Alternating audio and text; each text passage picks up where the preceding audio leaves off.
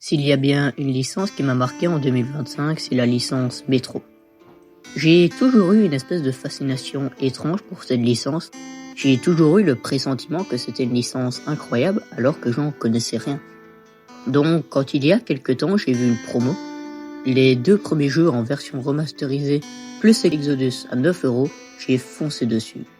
Et c'était une bonne idée. Car là, j'ai pas seulement découvert une licence folle, j'ai eu un coup de cœur direct dès les premiers instants de Metro 2033. J'ai été choqué de la qualité de ces jeux, mais celui qui m'a surtout marqué, c'est Metro Exodus. J'ai adoré Metro 2033 et Lost Light, sortis respectivement en 2010 et 2013, mais c'est vraiment Exodus qui m'a marqué à un niveau encore rarement égalé. Donc aujourd'hui, je souhaite vous parler d'un coup de cœur énorme, et certainement un jeu dont je me rappellerai toute ma vie. Aujourd'hui, on va parler de Metro Exodus.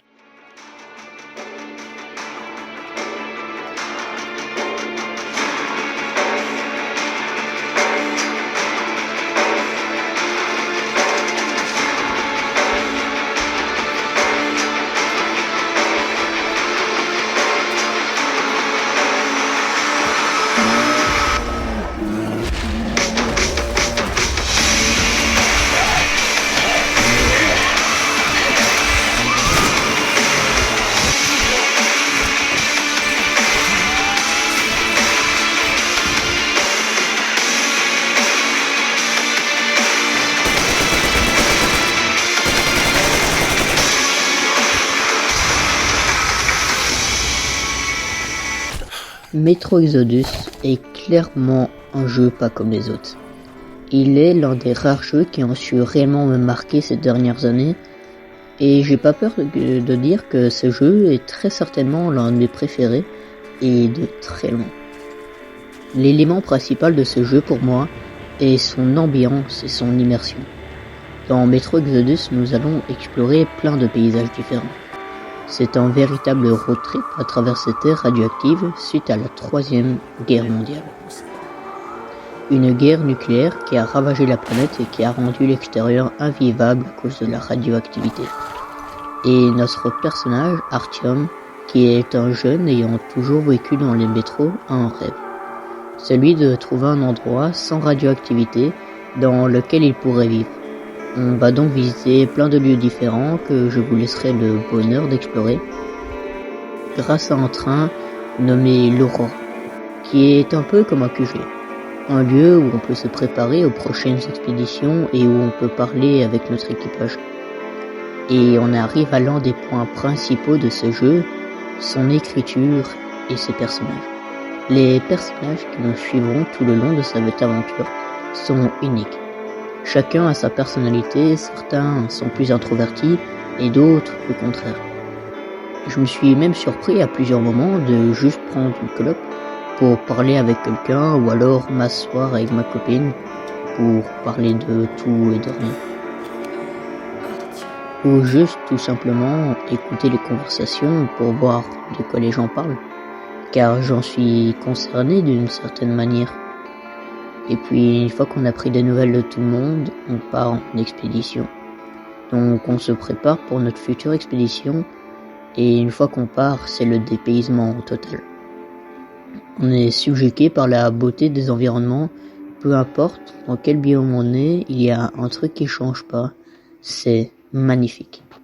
Chaque recoin est travaillé avec la même minutie, autant de détails, et en parlant de détails, ce jeu en possède plein.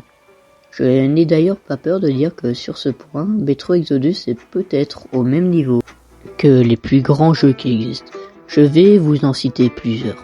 Par exemple, tous les mutants, excepté 2-3, sont tous en meute.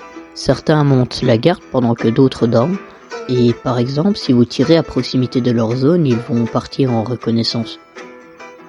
Également, si vous tirez avec une arme, vous verrez les munitions tomber à côté de vous. Si les lapins ont peur, ils vont se ranger dans leur terrier.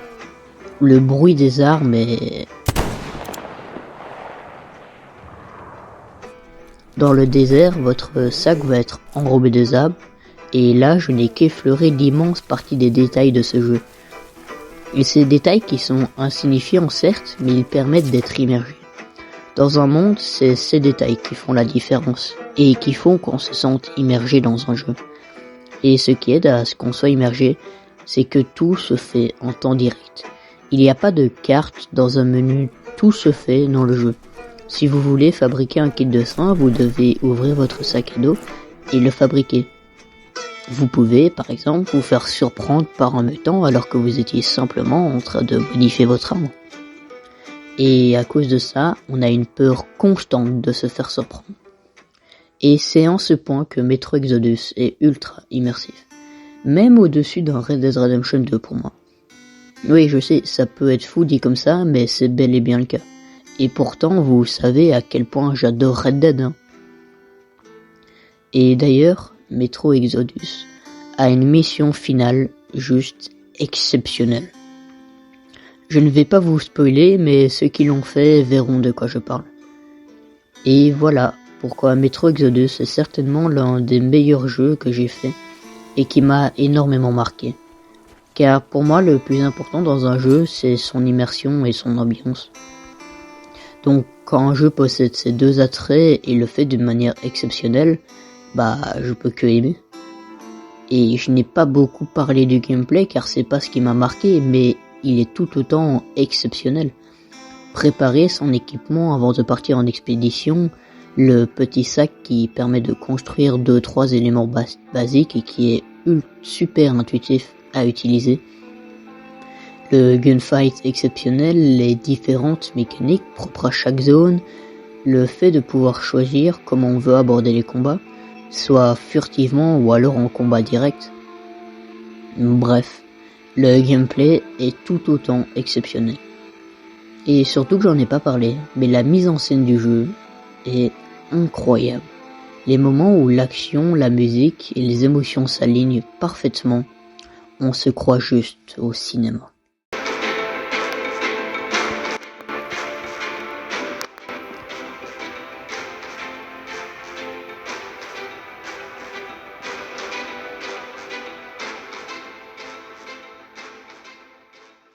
Et c'est pour toutes ces raisons.